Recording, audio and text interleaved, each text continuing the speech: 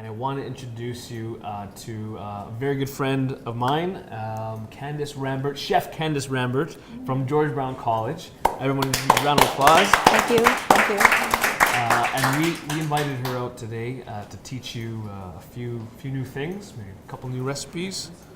So why don't you tell us about yourself? Okay, Candice? so I'm Candice. I am part of the Food Innovation Research Studio at George Brown College, where we do product development and recipe development for clients.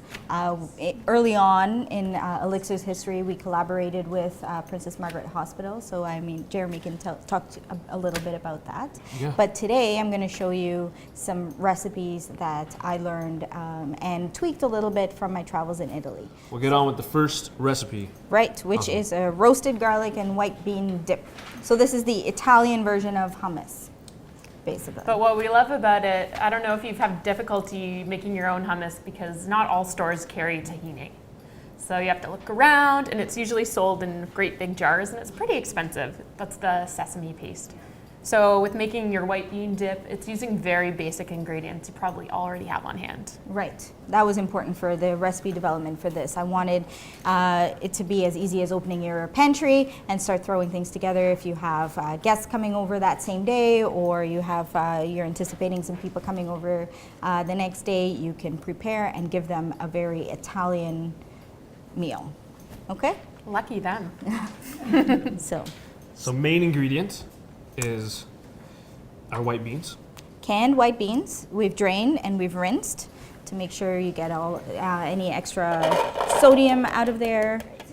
So the next thing is the roasted garlic. So what we've done is we've just taken the top off of a garlic, so you can see some of the cloves that's exposed. You can put a little bit of olive oil on top of it, and you put it into the oven. You could wrap it with some foil to make it steam a little bit faster. But what it does is it gives it a nicer, a very subtle garlic flavor. Okay, so we're just going to add one whole head of garlic in here.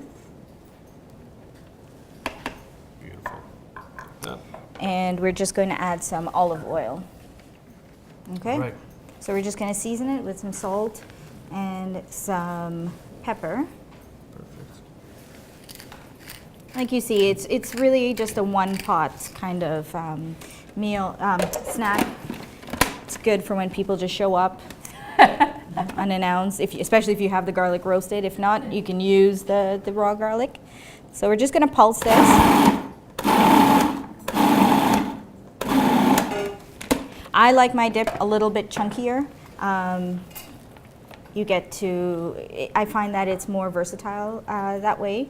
And it's a little bit more interesting than just a smooth paste.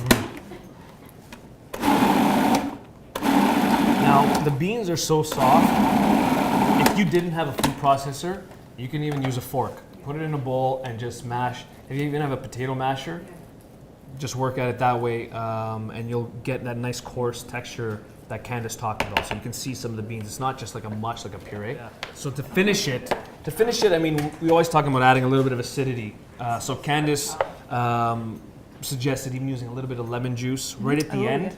Some of that fresh lemon to brighten up some of the flavors. One of my favorite acidic condiments is balsamic vinegar.